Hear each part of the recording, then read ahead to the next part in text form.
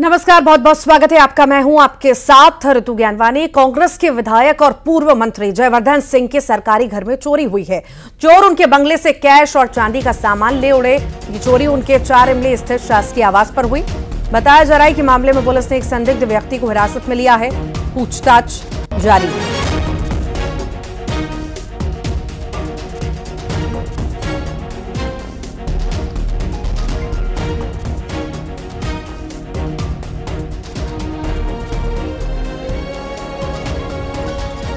थाने पे सूचना प्राप्त हुई थी कि D21 बंगले में चोरी की घटना हुई है। तो पुलिस वहाँ मौके पे पहुंची थी। तो हमने वहाँ पाया था कि वो बंगले में एक स्टाफ रहते हैं। तो जहाँ वो रहते हैं उस कमरे का ताला वगैरह टूटा था और वहाँ अलमारी और ड्रॉज था, उसको टटोला गया था और उसमें एक ब्रीफकेस रखा हुआ था। उसमें उनके द्वारा बताया गया कि लगभग 12 से 15 हज़ार रुपये थे, वो ले गए हैं, एक लिफाफे में रखे हुए थे। बाकी दस्तावेज वगैरह और भी थे वहाँ पे, तो उन्होंने पूरा देखा है तो बाकी तो ठीक है। उन्होंने तुरंत कुछ टटोला था और पैसे लेके गए। तो प्रथम दृष्टया नकबजनी का मामला होने से हमारे द्वारा वहाँ मौके पे FSL को बुलाया गया था। FSL द्वारा भी वहाँ पे अपना वैज्ञानिक साक्ष्य कलेक्ट किए गए हैं और हमने हमारे द्वारा फुटेज और अपने साइंटिफिक एविडेंस के आधार पर कुछ लोगों को हमने राउंड अप। विधायक जयवर्धन सिंह के घर चोरी पर पूर्व सीएम दिग्विजय सिंह ने भी सवाल उठाए। दिग्विजय सिंह ने एक्स पर लिखा कि जब थाने की पोस्टिंग की बोली लगती है तो यही होगा। तो दिग्विजय सिंह ने भी सवाल उठाए हैं और बयान दिया है। उन्होंने ट्वीट किया है एक्स पर। विधायक जयवर्धन सिंह के घर चोरी पर पूर्व सीएम दिग्विजय सिंह ने सवाल उठाए। दिग्विजय सिंह ने एक्स पर लिखा है कि जब थाने की पोस्टिंग की बोली लगती है तो यही होगा। ये दिग्विजय सिंह के द्वारा कहा गया है। ज्यादा जानकारी के लिए सहयोगी शैलेंद्र चौहान हमारे साथ जुड़ गए हैं। शैलेंद्र, कांग्रेस के विधायक के यहाँ पर चोरी का ये पूरा मामला सामने आया है। आखिर अभी शुरुआती जांच में क्या कुछ कहा जा रहा है, क्योंकि इस पर राजनीति भी अब शुरू हो चुकी है। दिग्विजय सिंह ने बड़ा बयान दिया है।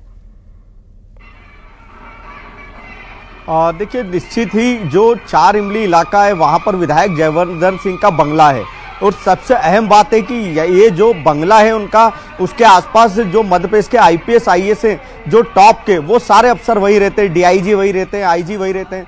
तो ये सबसे पॉश इलाका भोपाल का माना जाता है और अगर वहां पर चोरी की घटना होती है और इस तरीके से चोरी की वारदात को अंजाम दिया जाता है तो निश्चित ही पूरी भोपाल की सुरक्षा व्यवस्था पर ही सवाल खड़े हो रहे हैं। और इसी बात को लेकर दिग्विजय सिंह ने भी ट्वीट किया।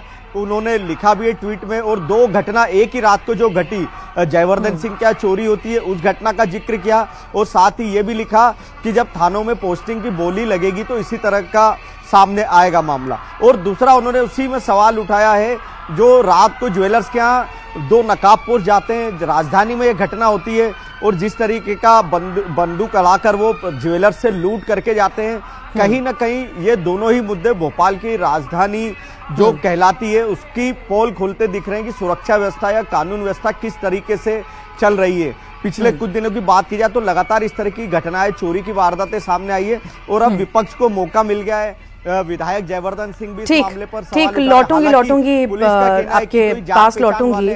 अजय सिंह यादव जी हमारे साथ जुड़ गए हैं, बीजेपी प्रवक्ता हैं। अजय जी, किस तरह से देखा जाए, जयवर्धन सिंह के यहाँ चोरी होती है, उसके बाद दिग्विजय सिंह कह रहे हैं कि थाने की पोस्टिंग की बोली लगती है तो यही होगा ना, क्या कहेंगे? देखिए, दिग्विजय सिंह जी जब 10 साल तक प्रदेश के मुख्यमंत्री थे तो यही काम किया करते थे, इसीलिए इस तरह की बात कर रहे हैं। मध्य प्रदेश में कानून व्यवस्था का पालन कड़ाई से किया जा रहा है। यहाँ किसी भी तरह के अपराधियों के लिए कोई जगह नहीं है। इसी तरह के ट्वीट दिग्विजय सिंह ने कुछ दिन पहले किए थे।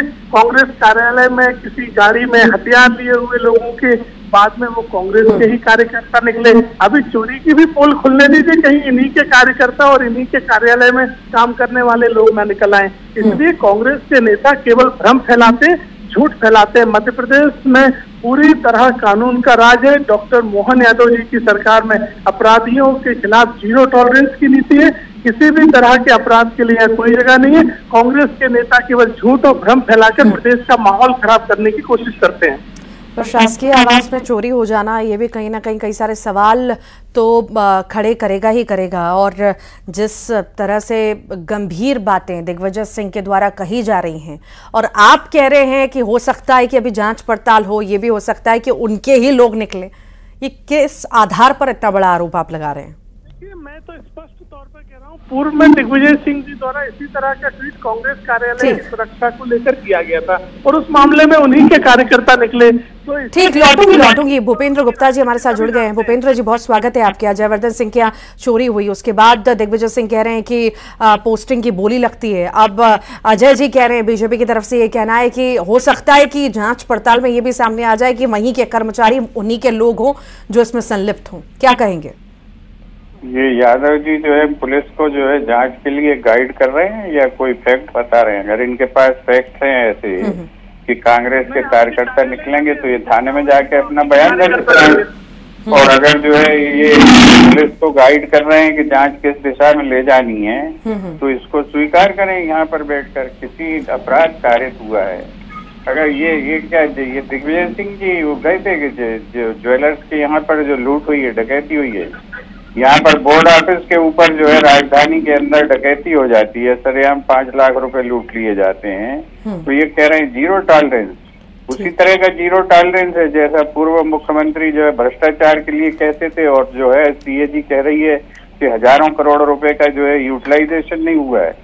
ये जो ढोंग और पाखंड की बातें करते हैं, और ये तो भैया जो है जिस समय जमाने की बातें बता रहे हैं उस जमाने में ये कांग्रेस ही थे, ये तो हुक्का भरा करते थे कांग्रेस के। ठीक, भूपेंद्र जी, अजय जी, आप दोनों का बहुत बहुत शुक्रिया। शैलेंद्र, लगातार आप बने रहिएगा, आपके पास फिर मैं लौटूंगी। खंडवा का जिक्र करेंगे। 2 पक्षों में खूनी संघर्ष हुआ है, दोनों पक्ष के कई लोग घायल बताए जा रहे हैं। लड़की से छेड़छाड़ को लेकर मारपीट हुई है। फिलहाल मौके पर पुलिस पहुंच चुकी है। पुलिस ने मामला भी शांत करा दिया। 10 घायलों को जिला अस्पताल में भर्ती भी करा दिया गया है। मोघट थाना क्षेत्र के टिटगांव का यह मामला बताया जा रहा है।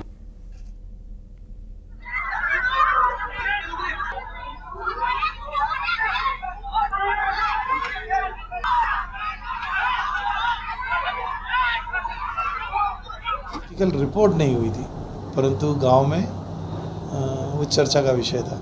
उसी बात को लेकर के आज 2 पक्षों के बीच विवाद हो गया था।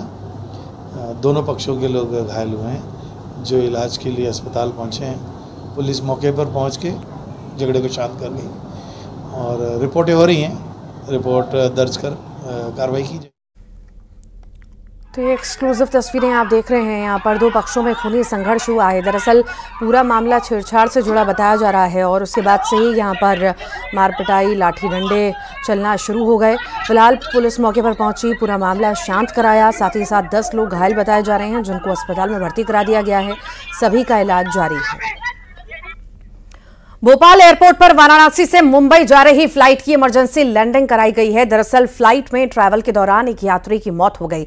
यात्री की मौत के बाद भोपाल में फ्लाइट की इमरजेंसी लैंडिंग कराई गई। फिलहाल पैसेंजर की मौत के कारणों का नहीं पता चल सका है। फ्लाइट आज सुबह वाराणसी से मुंबई के लिए उड़ान भरी थी।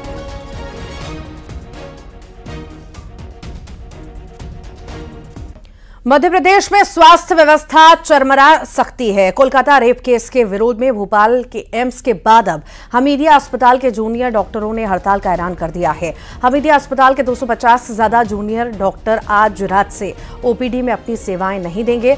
हड़ताल के चलते अस्पताल की नियमित सेवाओं, विशेषकर ओपीडी की सेवाओं पर असर पड़ेगा। जूनियर डॉक्टरों के हड़ताल के ऐलान से मरीजों और परिजनों को परेशानी हो सकती है। जूनियर डॉक्टरों की मांग है कि नेशनल डॉक्टर प्रोटेक्शन एक्ट लागू किया जाए जो उनके पेशेवर अधिकारों और सुरक्षा की गारंटी प्रदान करेगा।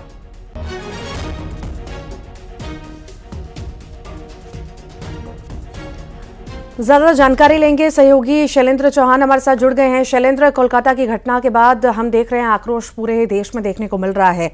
कल हमने मध्य प्रदेश में भी देखा, भोपाल में भी देखी तस्वीरें। अब हमीदिया अस्पताल के भी डॉक्टर प्रदर्शन पर आ चुके हैं, तो सेवाएं, व्यवस्थाएं चरमरा यहां पर जाएंगी। क्या जानकारी ज्यादा मिल पा रही है? देखिए बिल्कुल कि लगातार पिछले 2 से 3 दिन हो चुके हैं कोलकाता की घटना के बाद से डॉक्टर्स काफ़ी नाराज है। जूनियर डॉक्टर्स की नाराजगी है, सुरक्षा व्यवस्था को लेकर सवाल खड़े कर रहे हैं। पहले एम्स के डॉक्टर हड़ताल पर गए और उसके बाद अब जूनियर डॉक्टर्स जितने भी मध्य प्रदेश के मेडिकल कॉलेज हैं उनके जूनियर डॉक्टर्स हड़ताल पर जा सकते हैं। और आज उन्होंने गुरुवार रात 12 बजे से हड़ताल की चेतावनी भी दे दी है और ये मांग की गई है कि नेशनल जो प्रोटेक्शन एक्ट है उसको लागू किया जाना चाहिए। तो डॉक्टरों की मांग अगर पूरी नहीं होती और जूनियर डॉक्टर अगर हड़ताल पर जाते हैं तो मध्य प्रदेश की स्वास्थ्य व्यवस्था पूरी चरमराने के आसार है, क्योंकि मध्य प्रदेश में लगभग 70% ऐसे गरीब मरीज हैं जिनका सहारा सरकारी मेडिकल कॉलेजों के ओपीडी और आईपीडी होती है। तो निश्चित ही सरकार भी इस मामले पर सोचने को मजबूर हो गई है और इसको लेकर मांग लगातार उठ रही है। डॉक्टर्स मानने को तैयार नहीं है, नोटिस सरकार को दे चुके हैं और आज रात को 12 बजे से हड़ताल पर जाने की चेतावनी भी दे चुके हैं। सरकार स्तर पर अब इस बात की कोशिश शुरू कर दी गई है। ठीक, बहुत बहुत शुक्रिया शैलेंद्र जानकारी को साझा करने के लिए। भिंड में भीषण सड़क हादसा हुआ। बता दें, क्वारी नदी की रेलिंग तोड़कर ट्रक नीचे जा गिरा है। गेहूं से भरा हुआ यह ट्रक था। ट्रक चालक मौके से फरार हो चुका है। फूप थाना क्षेत्र का यह मामला बताया जा रहा है, जहां पर रेलिंग तोड़कर क्वारी नदी में यह ट्रक गिरा। गेहूं से भरा हुआ था और ये बड़ा हादसा हो गया। उसके बाद से ही जो है ट्रक ड्राइवर मौके से फरार हो गया है।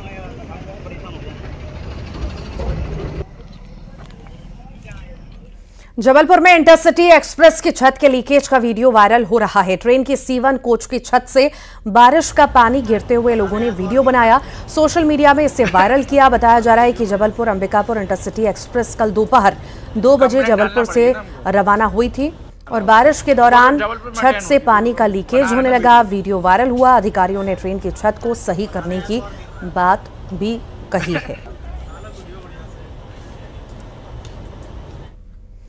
गुना का जिक्र करेंगे। रेलवे अंडर ब्रिज में बारिश का पानी भर चुका है। अंडर ब्रिज के बीच यहां पर मिनी ट्रक फंस गई। स्कूल के बच्चों को ले जा रहा था। यह मिनी ट्रक बच्चों को बाहर निकाला गया। कड़ी मशक्कत के बाद मियाना मुख्य मार्ग पूरी तरह से बंद हो चुका है।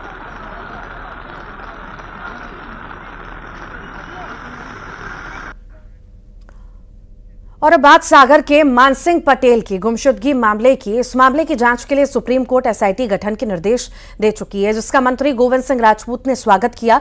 मंत्री गोविंद सिंह राजपूत ने कहा कि एसआईटी की जांच से सच्चाई सामने आएगी कि कैसे राजनीति के तहत उन पर झूठे आरोप लगाए गए थे। देखिए, माननीय उच्च न्यायालय ने गुमशुदा व्यक्ति के खिलाफ एक एसआईटी गठन किया है।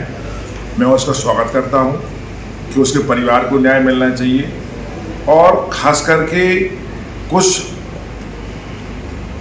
लोगों के मुंह से मैंने सुना कि इसमें किसके खिलाफ टिप्पणी की गई है। तो मेरे खिलाफ माननीय उच्च न्यायालय के द्वारा ना कोई टिप्पणी की गई है, ना ही मुझे आज तक कोई नोटिस जारी किया गया है। अब बात बैतूल की, जहां किसानों ने इंदौर हाईवे को जाम कर दिया। प्रदर्शनकारी किसान गड़ा टोल प्लाजा को बंद करने की मांग कर रहे थे। किसानों ने टोल प्लाजा पर अवैध वसूली का आरोप लगाया। चक्का जाम की जानकारी मिलते ही पुलिस भी मौके पर पहुंची, प्रशासन की टीम मौके पर पहुंची। प्रशासन ने समझाने के बाद किसानों ने 5 दिन में टोल प्लाजा को हटाने का समय दिया है, तो वहीं चक्का जाम को खत्म किया गया। और आइए अब देखेंगे टॉप 20।